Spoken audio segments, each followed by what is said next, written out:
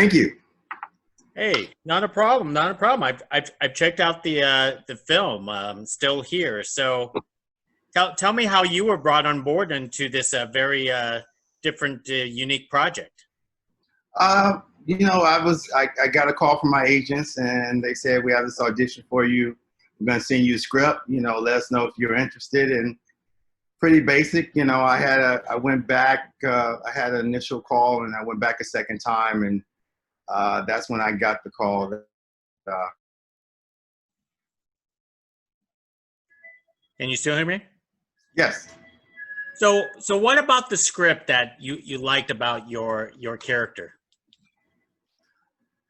The courage, the determination of Michael. I mean, it was against all the odds. Yeah, he just refused to give up, no matter the circumstances and the lack of resources. He had a lot of courage, and I admired that. And so it was easy as an actor, internally to kind of advocate for him because, he was an incredible guy. And it was just the circumstances of having your child missing is just, it's beyond anything that anyone could possibly imagine. For yourself, how did you get on the mindset of a man who is missing his child? I mean, he's going through a lot of different emotions, from being sad to being angry, like instantaneously. Yeah. I'll be honest, when I first, let me say this, as an actor of color, it's not often you know, you get to read a character on the paper that immediately resonates with you. So Michael Watson he kind of just went through me just as I read about him. But then, when it actually came to the work of developing this character and developing his arc, the place I started from is just imagining when I'm out with kids or, kids from my family and we're out at Disneyland and, you have all the little ones running around and for a split second, one of them is missing. They run to look at something or whatever. And that raw thing that goes through you, that was my first connection. And so I kind of expanded on that, and that's kind of where Michael is throughout this journey for the most part. And so that was my inroad to him. So when you played Michael, in the back of your mind, do you ever think the fact that this is really happening to a lot of people here in this country? In my research, yes, absolutely. That's as we're here in this moment and we're celebrating, this film being brought to light, it's amid, really horrific circumstances in terms of how many children go missing every day, not only in this country, but, around the world, and particularly children of color, they don't get the kind of attention. So, I did all that background research, but when it came time to shoot, I had to really personalize that and make it about Michael and Monique. And I had to zero in on that emotionally. So that's what I was able to do, hopefully pretty convincingly. No, I do love your performance, and I was also equally impressed that Vlad wrote it in a way where it's a family of color. Because if it was a story about a white family, it would have been a totally different movie. But I believe, and you agree, that was actually a great move. No, absolutely, and to Vlad's creative genius. I mean, this is based on a true story of a little girl in Romania. Who was a little gypsy girl, but in Romania, some of the same color and socioeconomic dynamics that play out there play out here in America. And he was basically like, I wonder, and he allowed his creative muses to take over, and here we are, we're still here. Don't you find it in a slight irony because of Black Lives Matter that's actually going on, and the police, like in this situation, the cops in the fictional narrative film sort of like ignore the pleas for quite some time in the film? Or do you get a better understanding of police through with this movie? I think both. I think you can't escape the irony of it all, where we are. we shot this initially in 2015. And it took time, to get the right people behind it. But I always said to Vlad, this film had its own season. I always said it was the little film that could, And so here we are. But I think you get both senses. You get a sense of Jeremy Holmes and Danny's character, Danny Johnson, both some really fabulous actors. You get a sense of the complexity of what they're dealing with in their own hierarchy within the police department. But then you get the other side of it. You get to see, it's written in a three-dimensional way where you see their humanity. You see them struggling with this issue. And so is the same with Johnny Whitworth's character who plays the reporter. So amazing. Talk about your on-screen family for this case. How was it delightful to work with them? Oh man, I have to tell you, this was my first film, and to say I was nervous was an absolute understatement because my background is primarily theater, and I was petrified at the fact of me being too big for the camera.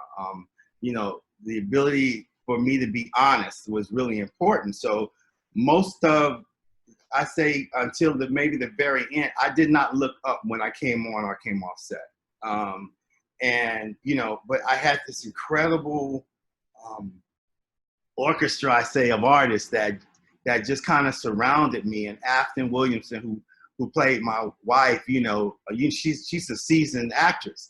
And so all I had to do was look up, bam, she was emotionally, she was there. So all I had to do is kind of relax into, my crafting and the work I had done and just kind of play off her. Same with, all the other guys and girls. And Johnny, Johnny was very supportive. He was just, he's from West Coast. I'm from the West Coast. And we kind of vibed on that end. It was just all so supportive. But my angel on the set was the guy who plays pretty much my nemesis, Jeremy Holmes, who plays the racist white cop. There was a moment early on we were shooting, and as I said, I did not look up. I only looked up when I had to, when Vlad said action. And I think Jeremy at one point kind of sensed that, I don't know what he sensed, but he's just an amazing guy. He just leaned over to me. He said, "You're doing effing amazing." And I looked up at him for a second. I got mad because he was taking me out of character. But, getting to know Jeremy offset, beyond filming, he's just, he's that kind of guy. And so for me, the filming was exhilarating. It was terrifying. And it was, at the end of it, it was hard to come out of it emotionally.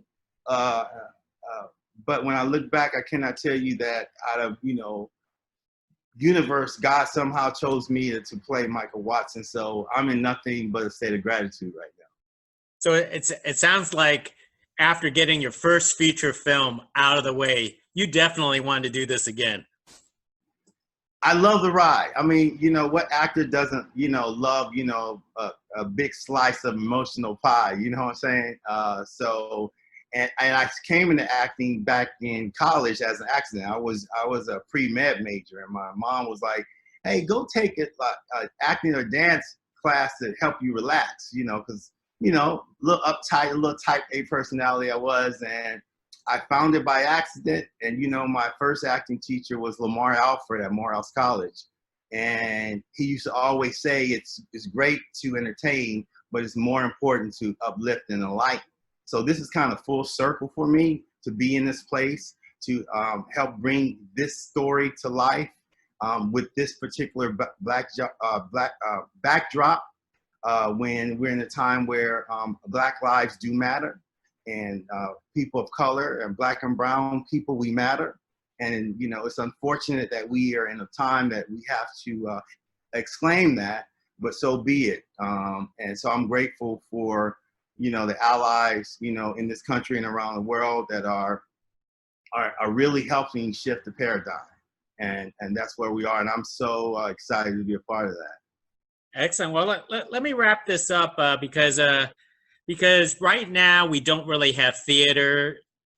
Some film and TV production companies are starting to restart now. How are you coping and staying creative during times like this?